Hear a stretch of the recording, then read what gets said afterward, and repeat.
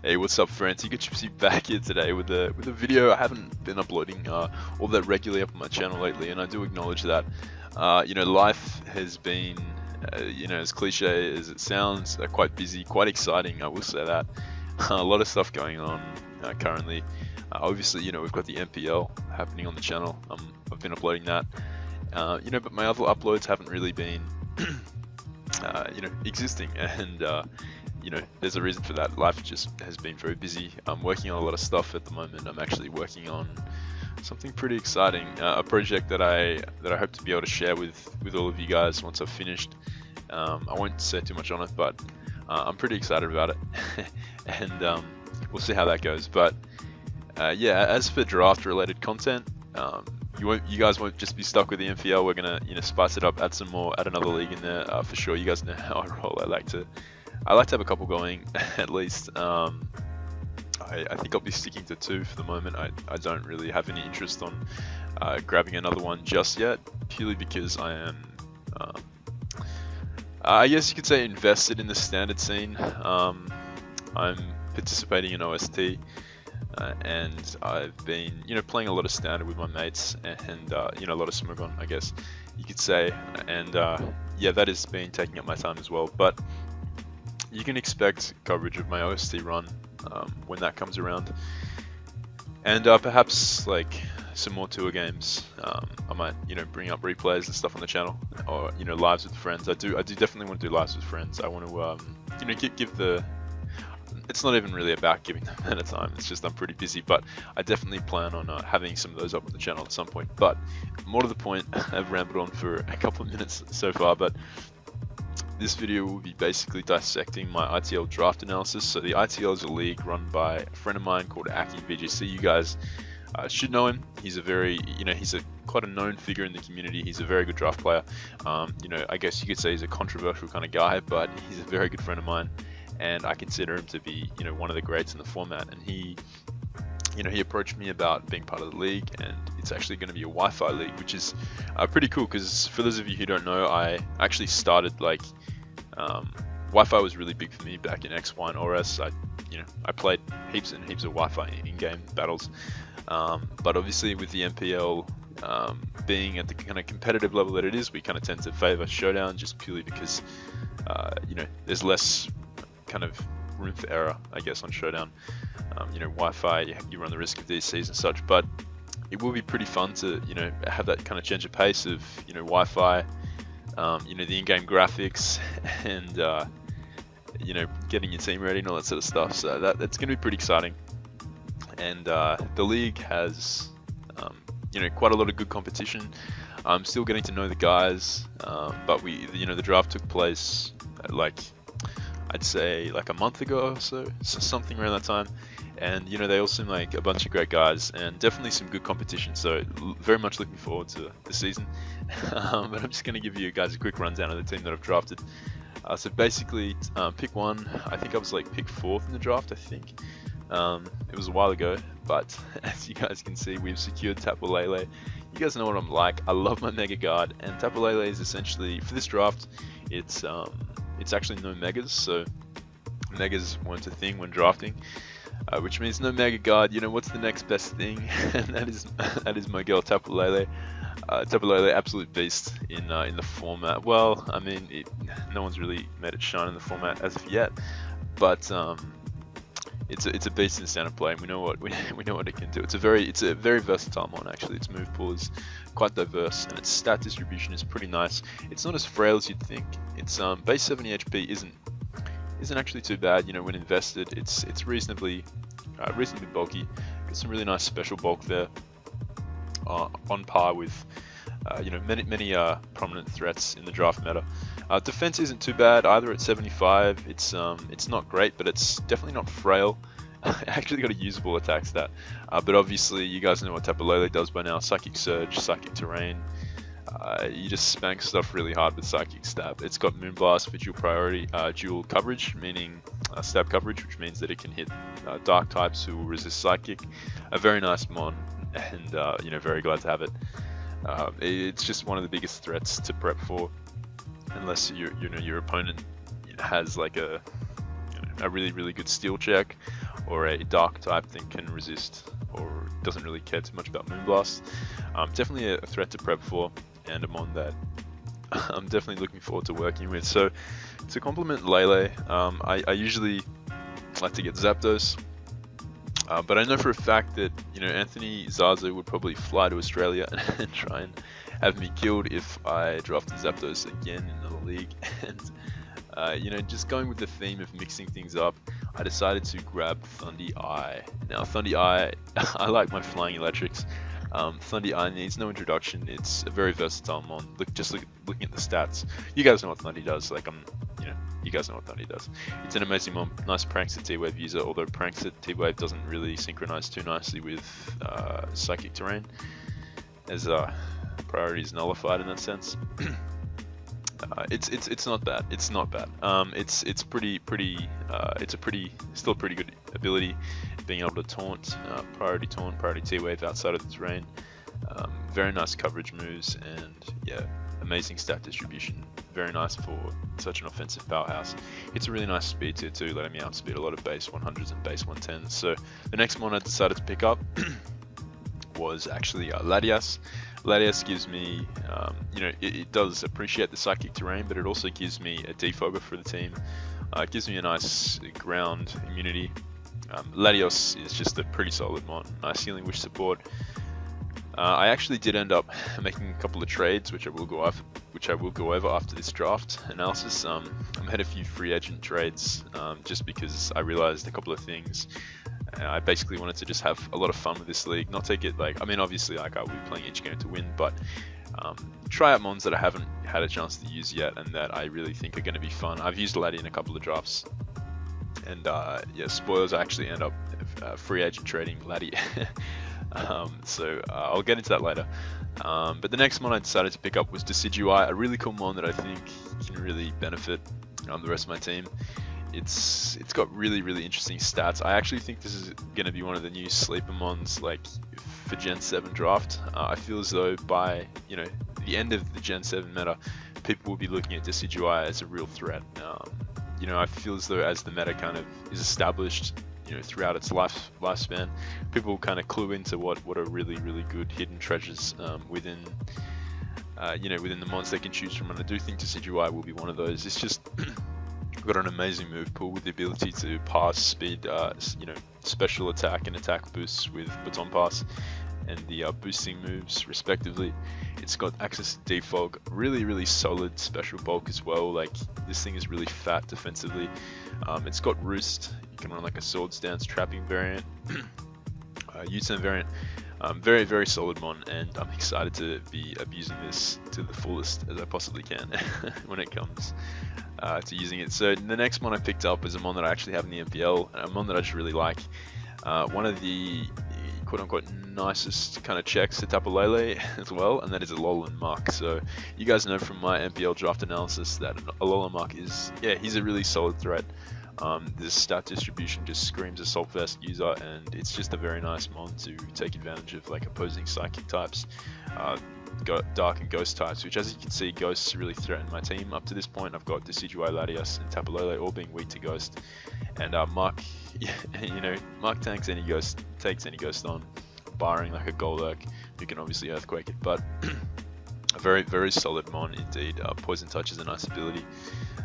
Giving me, in conjunction with Poison Jab, the ability to 50% of the time poison my target, which is pretty solid. Definitely a nice attacking stat too at 105. It's very solid indeed. And you guys know what all these mons do, so I'm just giving you a kind of brief overview. The next mon I chose to pick up was Cobalion. Cobalion gives me a really solid fighting type for the team, a dark resist, which the rest of my team does appreciate. Also gives me a rock and ice resist, which Thundy really does appreciate Cobalion being able to tank, stone edges and ice beams and such. It gives me a stealth rocker, which up to this point I lacked. As you guys can see, I got raw for some reason in there. It's a fast taunter, which is always appreciated. It's, as I said, a rocker. I can pivot with Volt Switch. It actually has a decent special move pool as well, so a special set isn't out of the question. Base 90 isn't awful either. It's definitely usable. So yeah, Cobalion is definitely an interesting mon that I did want to try out. I'm stacking a sort of ground weakness currently with Kabalion and Muck, but Thundy and Laddie do kind of cover that. Fire types are looking kind of threatening with Decidueye and Kabalion both being weak to fire, but again, Laddie kind of synergizes quite nicely in that element. So we're going to jump into the final section, and I'll just... Alright, so we are back, and yeah, the next one that I chose was actually Dugtrio. Dugtrio, I actually chose this earlier on in the draft, but this is just the way I've got the mons selected out. So Dougie pairs really nicely with Tapu Lele, being able to trap the bulky steals that can actually resist Tapu Lele's dual stabs. So Dougie is Dougie. Yeah, Dougie's a complete monster this gen. Like, this thing should be banned. It's just such a threat. You know, having now 100 base attack means that it just hits that much harder, guaranteeing those Okos. It's just a very threatening mon. It's a pain in the ass to prep for because, you know, certain mons are forced or encouraged to run like Shed Shell to escape the trapping effect of Arena Trap. And it just synergizes quite nicely with the rest of my team, being able to trap fire types, which, as I said, gave my team some trouble. Also, yeah, just mainly removing hazards in the way of Tapu Lele, so it can really wreak havoc versus opposing teams. It gives me another stealth rocker. Gives me, you know, there's a lot of tricks Dougie can actually perform. I'm not really going to go into it because I don't want to give too much stuff away, but I assume the majority of you guys actually know the capabilities of Dougie and how much of a threat this little guy is. Sitting at 120 is a really nice speed tier as well, letting him outspeed a ton of the draft meta and leaving it outsped by very few mons, so that's definitely nice. So the next mon I wanted on my team was some more offense. I chose to pick up Blaziken. Blaziken is a, you know, obviously it's not a speed boost variant, but it's still a pretty solid mon. It's this was like a tier based draft, it wasn't an open draft. Probably should have mentioned that earlier, but yeah, Blaziken is definitely an interesting mon. Functions quite nicely as like a Scarfer. Base 80 speed isn't bad at all. It's like pretty reasonable for a Scarfer. Outspeeding, you know, quite a few mons actually in the tier with very nice mixed attacking stats. It's definitely a threat. It's got a really nice boosting move pool. Gets access to SD, agility. It doesn't get nasty plot, but it gets, you know, it gets like a baton pass as well, so I can definitely perform like a baton passing role with this mon. It's pretty bulky too, like, you know, for a mon, like it does have a lot of HP, which is pretty nice. Like if I ever faced like a really nasty Dark's Ice type, if I faced a Weavile or something like that, you know, I do have the option of running defensive Blaziken, which deals with it quite nicely. Actually bulkier than Inferno, which is pretty interesting. So the next mon that I picked up was, I needed to draft some defense on the squad, and I went back to my MPL Season 5 roots and picked up my boy Alamamola. It's a really nice, really solid mon on the team. You know, people can really assume that Alamamola is going to be very passive, but you know, we made a case in the MPL Season 5 that, you know, Alamamola's passive nature is entirely dependent on the way it's built around and, you know, team support. If you're going to build badly around it and allow it to be taken advantage of, then that's on you for being a bad builder. But if you can build around to kind of capitalize on opponents maybe trying to, you know, take advantage of Alamamola's lack of offensive prowess, then you're gonna have a good time. You're gonna have good results, and that is the plan with Alamamola. Being able to pass wishes into my bulkier mons, even my frailer mons. Healing wish support is also very nice. It's just a solid check to a lot of physical attackers. Obviously, toxic wish support is pretty standard on Alamamola, but does definitely have a few tricks up its sleeve that I'm well aware of. So yeah, definitely a fun mon.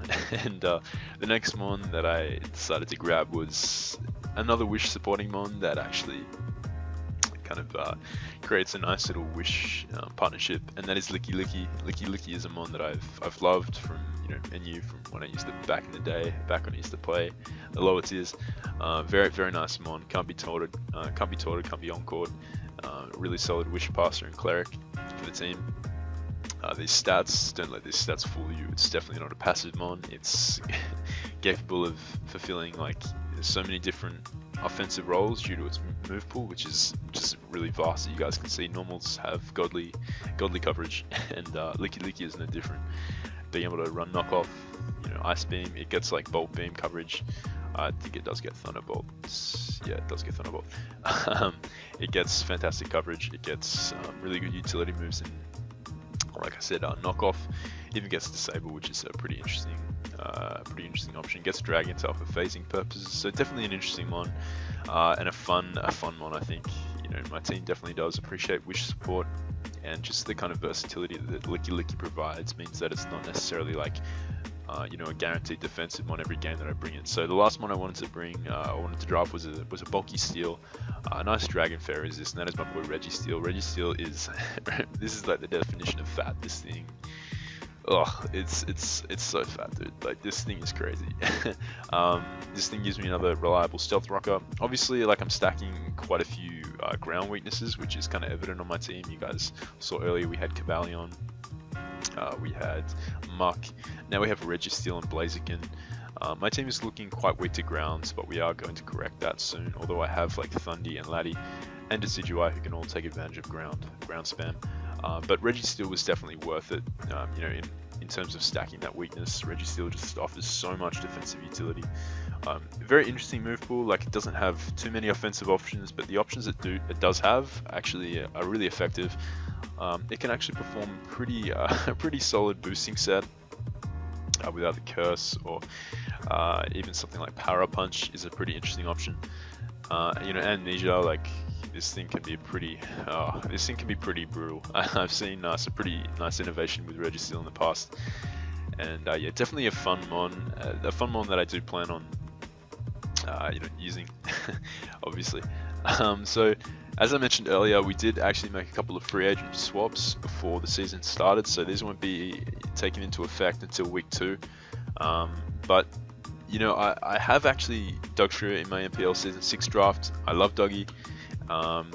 It's a fantastic mon, but as I said, I wanted to put the focus more on fun rather than like trying really hard to necessarily win all my games. Like, I'm still going to win all my games, but like I wanted to have a bit of fun. So I did actually make some free agent trades, and I ended up dropping Dugtrio and Latias. Now, this is going to sound kind of weird because Latias is really solid, but I did replace Latias with Landorus T, which is a very nice mon. Landorus T gives me the ground resist that I so needed. Although Latios was a ground resistance in itself, immunity. Can't talk. Landorus T is actually like immune to ground, so mold breaker mons with earthquake when affected. It gives me yet another reliable stealth rocker. A very solid boosting mon with double dance. A really nice one of the best. It is the best offensive pivot in the game. Offensive defensive pivot, however you want to see it. Landorus is the most used mon for a reason. It's just amazing, and in draft it has just so much potential. It can just 6-0 teams if with the right prep, or it can function as just an amazing wall. Appreciating the wish support of my team, I felt as though I really needed mons to take advantage of the wish support that my team has to offer. So Landorus here is going to perform a really nice wall call with Registeel, obviously providing perfect synergy outside of water resist, but Alamamola is my water check, and Decidueye takes advantage of water. So Landorus T is going to take Laddie's role in the team, and Alakazam is actually going to take Dougie's role. So I had to drop, like I said, it was a tier based draft, so I did have to drop 1 for 1. I didn't want to double up on grounds. I wanted, with the loss of Laddie, I didn't want to have Dougie and Lando. Like I said, I want to have fun. Alakazam isn't like the best mon in the format, but it is a fun mon. And Alakazam really can take advantage of Tapu Lele's psychic terrain. The fact that I'm running non-mega means that I have the ability to run Focus Sash, which guarantees a kill, guarantees I live a hit essentially, and it definitely does give me that base 120 speed tier that Dougie gave me. So a worthy trade in my opinion. Lando provides a lot to the team.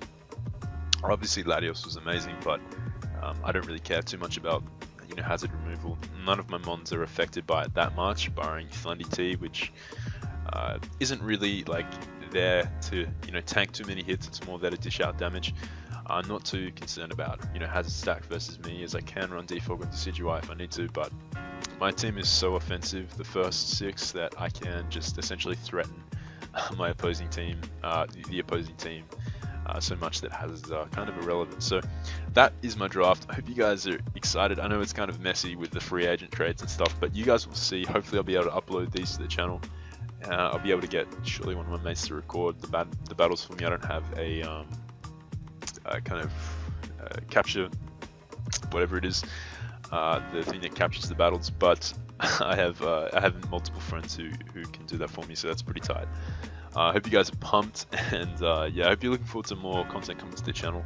It will come. I've just real life comes first, and it's been a busy period, but yeah, we're gonna come alive soon. So I hope you guys are pumped, and I thank you once again for watching, and I'll catch you guys next time.